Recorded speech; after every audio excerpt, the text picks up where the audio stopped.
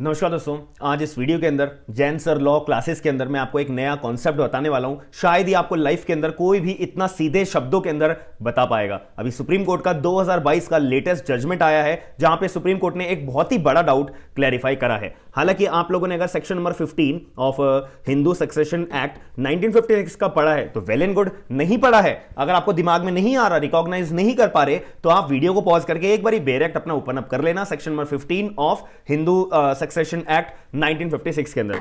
आप लोग ये याद रखिएगा कि अगर कोई भी प्रॉपर्टी जो है फादर ने सेल्फ एक्वायर प्रॉपर्टी का रखी है या उसको एंसेस्ट्रल प्रॉपर्टी उनके हाथ में आई है, ठीक है। अब फादर ने क्या करा कि अपनी कोई वसीयत बनाई नहीं, ठीक है, जिसको हम इंटरस्टेट बोलते हैं, ठीक है। फादर ने कोई भी अपनी वसीयत बनाई नहीं और वसीयत ना बना के वो उनकी मृत्यु हो गई, वो डेथ हो गई उनकी। अब इस केस के अंदर जो फादर के डॉटर होगी, मतलब कि लेडी होगी, लेडी मतलब डॉटर होगी, फीमेल डॉटर होगी। अब उस केस के अंदर क्या उस लड़की का अपनी मतलब बेटी का अधिकार होगा उस पर्टिकुलर फादर के नाम पे जितनी भी कोई भी प्रॉपर्टी होगी, सेल्फ एक्वायर्ड प्रॉपर्टी हो गई वगैरह वगैरह, तो क्या डॉटर के पास अधिकार होगा? ये क्वेश्चन बहुत ही ज्यादा कंफ्यूजन में आता है। मैं आज इस वीडियो के अंदर आपको क्लैरिफाई करूंगा। सबसे पहले आप केस लॉ का नाम अपना कॉपी में नोट डाउन कर लीजिए। हमारे सुप्रीम कोर्ट का 2022 का लैंडमार्क जजमेंट है। आपके जितने भी जुडिशियल एग्जाम्स आएंगे भाई, उसमें आप ये अपना पर्टिकुलरली अपने दिमाग में केस को याद रखिएगा। तो केस का नाम है Arunachala Gounder versus Ponnuswamy 2022। Supreme court का ये केस है। हालांकि मैं आपको क्लियर कर दूं कि अरुण आचला ग्राउंडर जो है ये फादर का नाम था जो जिनकी डेथ हो गई थी। अब उनकी जो प्रॉपर्टी नाम पे है, तो क्या वो प्रॉपर्टी डॉटर के नाम पे यानी कि बेटी के नाम पे हो सकती है या नहीं हो सकती?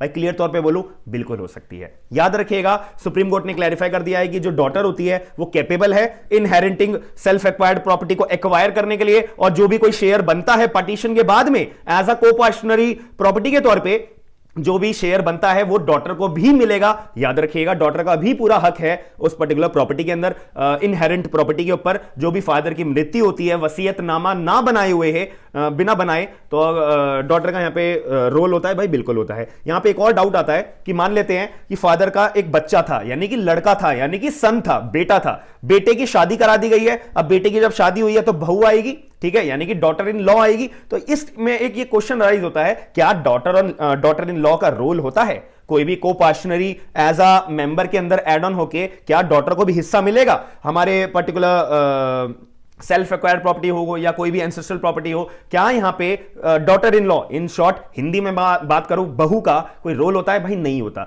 जितने भी बहू होती है उन सबको एक्सक्लूड कर दिया जाता है, उन सबके पास कोई अधिकार नहीं होता है पर्टिकुलर ऐसी प्रॉपर्टी के अंदर। केवल और केवल बेटे का, केवल और केवल बेटी का अधिकार होता है। ये क्लियर शब्द में आप याद रखिएगा। सुप्रीम कोर्ट की अगर मैं रूलिंग पढ़ के बताऊं तो यहां पे honourable supreme court held that a daughter is capable of inheriting the self acquired property और share received in the partition of a co-partitionary property of her Hindu father dying intestate। मतलब interstate का मतलब होता है कि बिना वसीयत बनाए अगर फादर की यहां पे डेथ हो जाती है। The court also held that inherited property of a female Hindu dying issueless and interstate go back to the sources। the decision given by the bench, honourable justice का मैं नाम बता देता हूं, ऑनरेबल जस्टिस अब्दुल नाजिर साहब थे, और यहां पे ऑनरेबल जस्टिस कृष्णा मुरारी थे। इन्होंने जो है अपना जजमेंट पास करा है, और यहां पे section number 15 of Hindu succession act 1956 का इंटरप्रिटेशन करते हुए यहां पे क्लियर शब्दों में ये जजमेंट पास करा है। जब भी मैंने आपको अभी वीडियो स्टार्ट होने से पहले बोला था कि भाई आप लोगों ने सेक्शन नंबर 15 ऑफ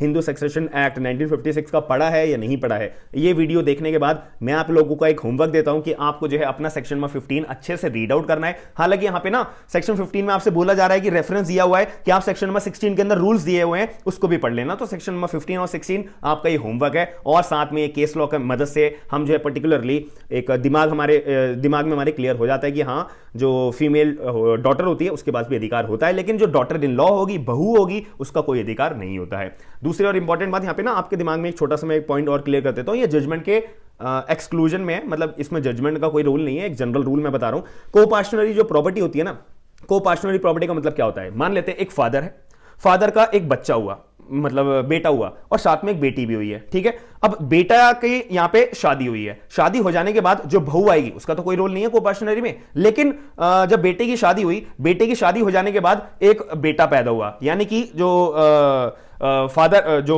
बेटा है, बेटे का एक बेटा हुआ, तो बेटे का बेटे के बाद अब उसकी भी शादी हुई, उसकी भी शादी हो जाने के बाद उसकी जो बहू आएगी उसका क्या को-पार्टनरी में एज अ प्रॉपर्टी में अधिकार है? नहीं है। लेकिन उसकी शादी हो जाने के बाद एक बेटा हुआ, अब बेटे के बाद एक और शादी हुई, तो ऐसे करते करते 4 जनरेशन के अंदर को-पार्टनरी प्रॉपर्टी के अंदर वैलिड होता है अपना को-पार्टनरी प्रॉपर्टी का अधिकार लेने के लिए। बट याद रखना, जो बहू आती है, जो डॉटर इन लॉ होती है, उनका कोई भी रोल नहीं होता है। तो को-पार्टनरी की जो हमारी प्रॉपर्टी की जनरेशन होती है उसको हम 4 जनरेशन के एक्सक्लूजन के इंक्लूजन के अंदर इंक्लूड करते हैं। याद रखिएगा, ये बहुत इंपॉर्टेंट डाउट है, बहुत सारे लोगों के मन में कंफ्यूजन आती है, लेकिन इतने क्लियर शब्दों में आपको कोई भी एक्सप्लेन नहीं कर पाएगा। तो अगर वीडियो पसंद आई है, सुप्रीम कोर्ट का लैंडमार्क जजमेंट 2022 का अगर पसंद आया है और आपका एक डाउट क्लियर हुआ है, तो प्लीज आप लोग मेरी वीडियो को शेयर जरूर कर देना, साथ में चैनल को सब्सक्राइब कर देना, क्योंकि मेरा नया चैनल है जैन सर लॉ क्लासेस, तो इसके लिए आपको जो है थोड़ा सा सपोर्ट करना बहुत जरूरी है। हालांकि आपका कोई भी डाउट हो या आपको अगर वीडियो इंफॉर्मेटिव लगी है तो कमेंट बॉक्स के अंदर अपना